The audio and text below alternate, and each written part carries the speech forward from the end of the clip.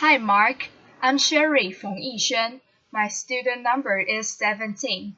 I'm a freshman, and now I'm going to read the speech given by Leila Hoteit.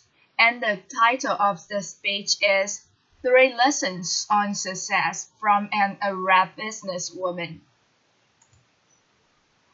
Mom, who are these people? It was an innocent question from my young daughter Aliyah around the time when she was 3.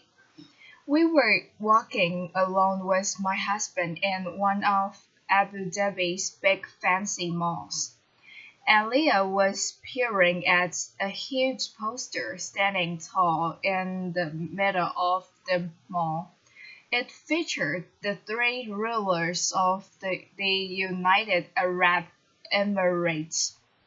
As she tugged in my side, I bent down and explained that these were the rulers of the UAE who had worked hard to develop their nation and preserve its unity.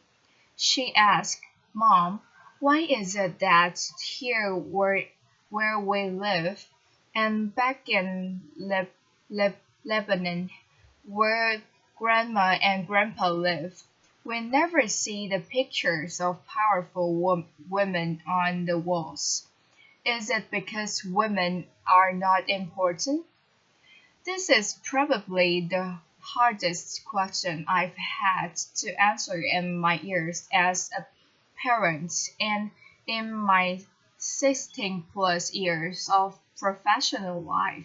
For that matter, I had grown up in my hometown in Lebanon, the younger of two daughters to a very hard-working pilot and director of operations for the Lebanese Airlines and a super supportive stay-at-home mom and grandma.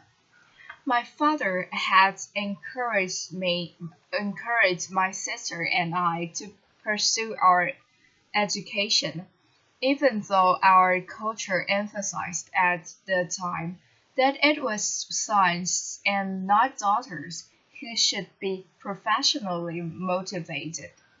I was one of very few girls of my generation who left home at 18 to study abroad. My father didn't have a son, so I, in a sense, became his.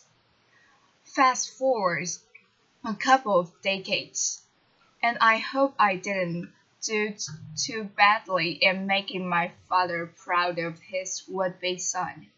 As I got my bachelor's and PhD in electrical engineering, did R&D in the UK, then consulting in the Middle East. I have always been in male-dominated environments. Truth be told, I have never found a role model I could truly identify with. My mother's generation wasn't into professional leadership. There were some encouraging men along the way, but none knew the demands and pressures I was facing. Pressures that got particularly acute when I had my own two beautiful children. And alone Western women love to give us poor, oppressed Arab women advice.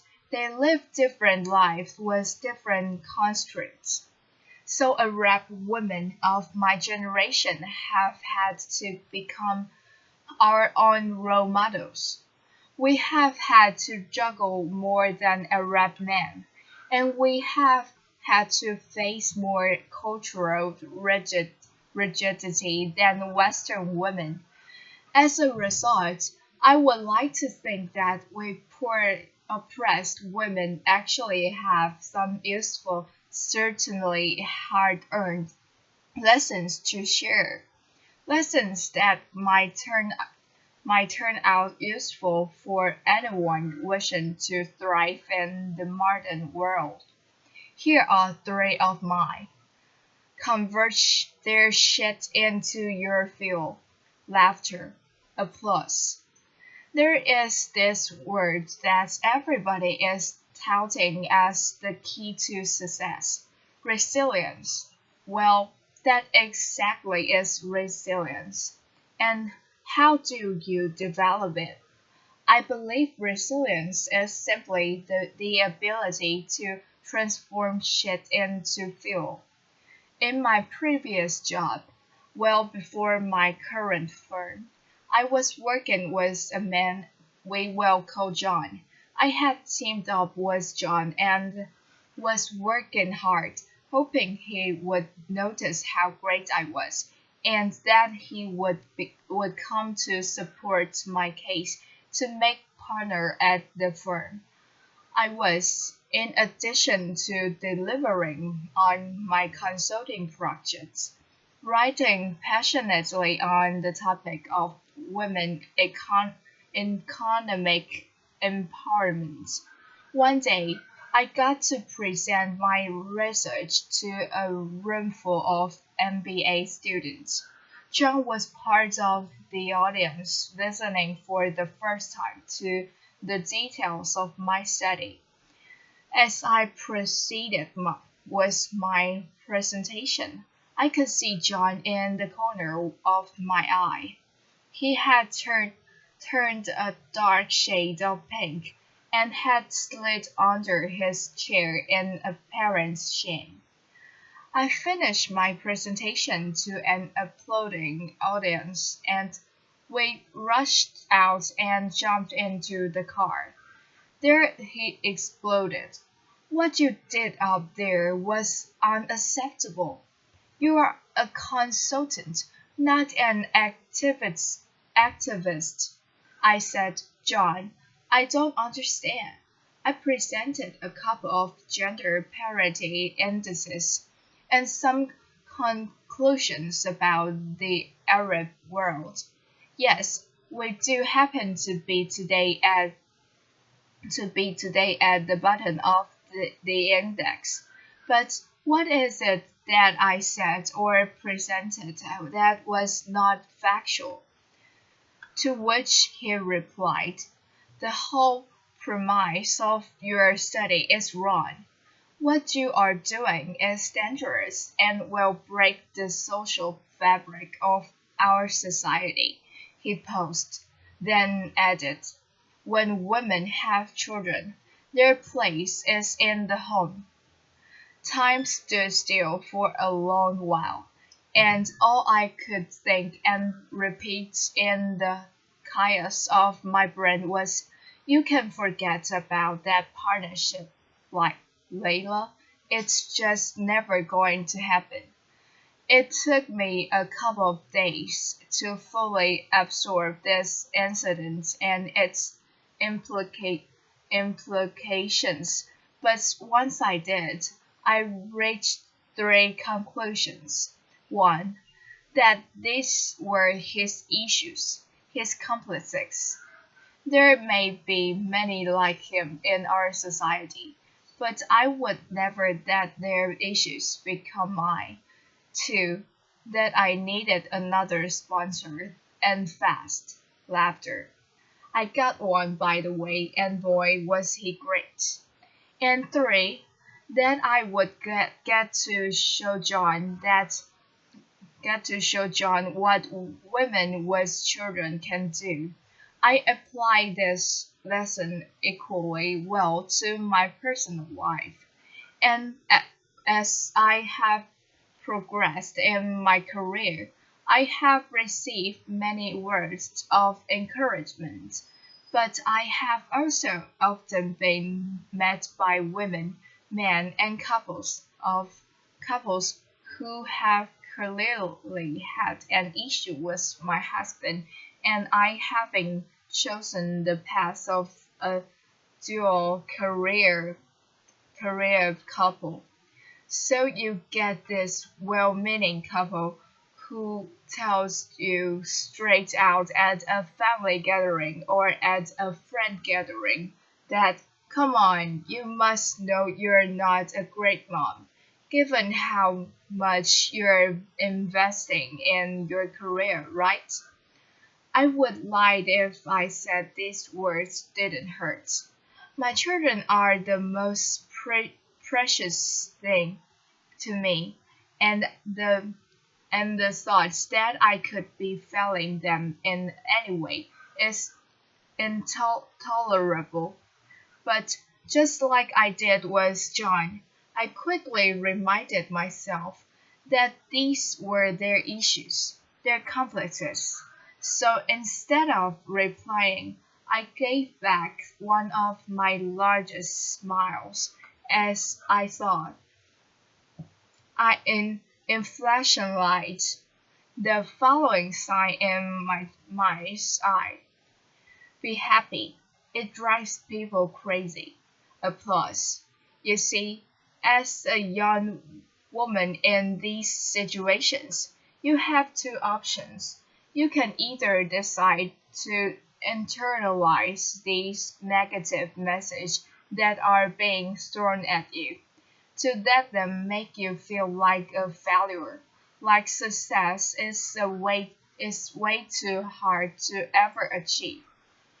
Or you can choose to see that others' negativity is their own issue, and instead transform it into your own personal field. I have learned to always go for option two, and I have found that it has taken me from strength to strength. And it's true what they say. Success is the best revenge. Some women in the Middle East are lucky enough to be married to someone supportive of their career. Correction. I should say smart enough, because who you marry is your own choice, and you'd better marry someone supportive if you plan to have a long career. Still today, the a- Arab man is not an equal contributor in the home. It's simply not expected by our society, and even frowned up as not very manly. As for the Arab woman, our society still assumes that her primary source of happiness should be the happiness and prosperity of her children and husband. She mostly exists for her family. Things are changing, but it will take time. For now, it means that the professional Arab woman has to somehow maintain the perfect home, make sure that her children's every need is being taken care of, and manage her demanding career. To achieve this, I have found the hard way that you need to apply your hard earned professional skills to your personal life. You need to work your life. Here is how I do this in my personal life. One thing to know about the Middle East is that nearly every family has access to affordable domestic help. The challenge, therefore, becomes how to recruit effectively. Just like I would in my business life, I have based the I have based the selection of who would support me with my children while I'm at work on a strong referral. Christina had worked for 4 years with my sister, and the quality of her work was well established. She is now an integral member of our family. having been it was since Alea was 6 months old. She makes sure that the house is running smoothly while I'm at work, and I make sure to empower her in the most optimal conditions for her and my children, just like I would my best talents at work. This lesson applies whatever your childcare situation, whether an au pair, nursery, part-time nanny that you share with someone else. Choose very carefully and empower. If you look at my calendar, you will see every working day 1.5 hours from 7 p.m. to 8:30 p.m. UAE time blocked and called family time. This is sacred time. I have done this ever since Aaliyah was a baby. I do everything in my power to protect this time so that I can be home by then to spend quality time with my children, asking them about their day, checking up on homework, reading them a bedtime story, and giving them lots of kisses and cuddles. If I'm traveling, in whatever the time zone, I use Skype to connect with my children, even if I am miles away.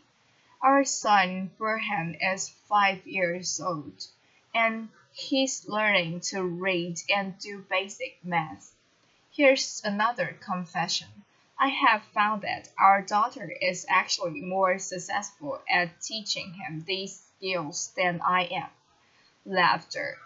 It started as a game, but Aaliyah loves playing teacher to her little brother, and I have found that these sessions actually improve Burhan's literacy, increase Aaliyah's sense of responsibility, and strengthen the bonding between them.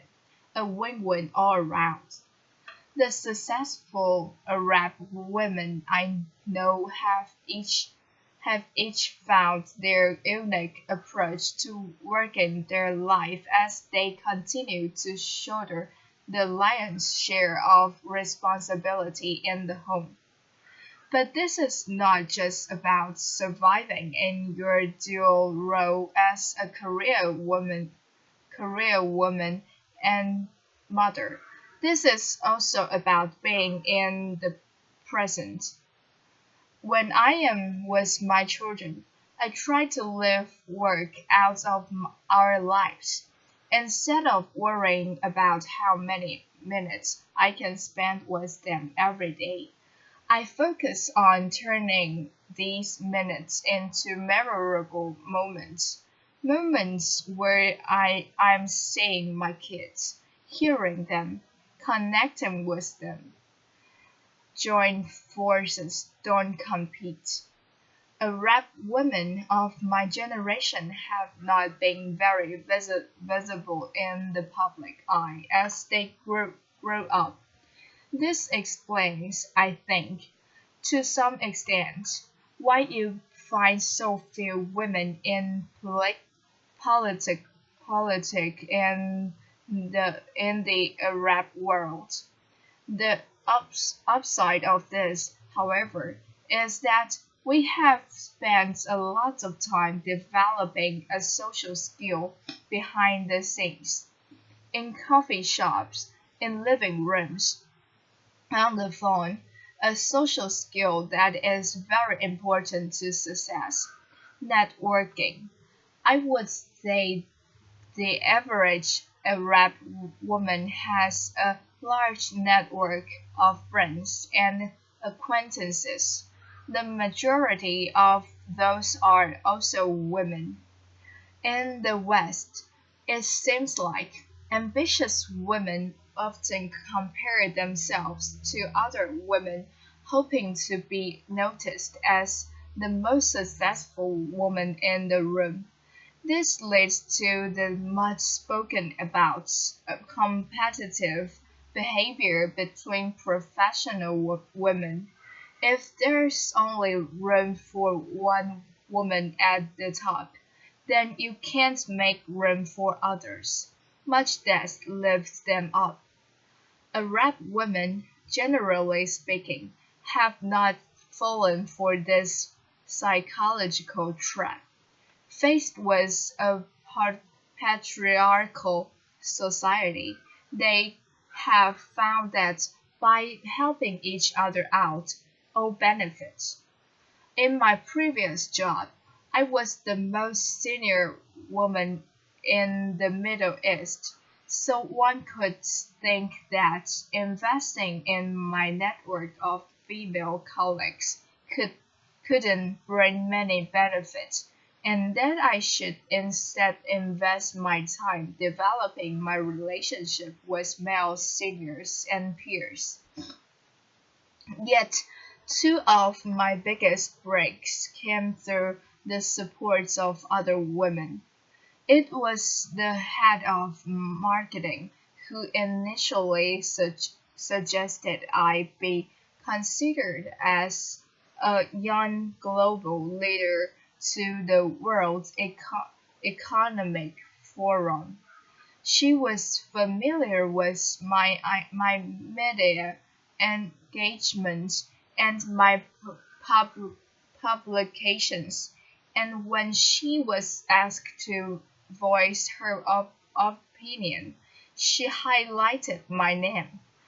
It was a young consultant, a Saudi lady and friend, who helped me sell my first project in Saudi Arabia, a market I was finding hard to gain traction in as a woman. She introduced me to a client, and that introduction led to the first of very many projects for me in Saudi. Today, I have two senior women on my team, and I see making them successful as key to my own success. Women continue to advance in the world, not fast enough, but we're moving. The Arab world, too, is making progress, despite many recent setbacks. Just this year, the UAE appointed five new female ministers to its cabinet, for a total of eight female ministers. That's nearly 28% of the cabinet, and more than many developed countries can claim. This is today my daughter Alia's favorite picture.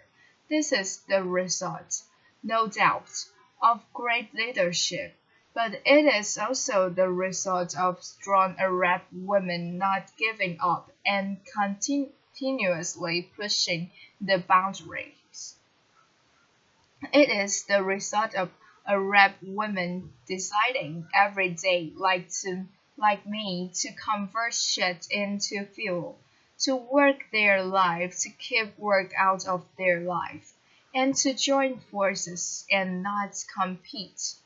As I look to the future, my hopes of my hopes for my daughter when she stands on this stage some 20, 30 years from now are that she be as proud to call herself her mother's daughter as her father's daughter. My hopes for my son are that by then the expression her mother's son or mama's boy would have taken on a completely different meaning. Thank you. Applause.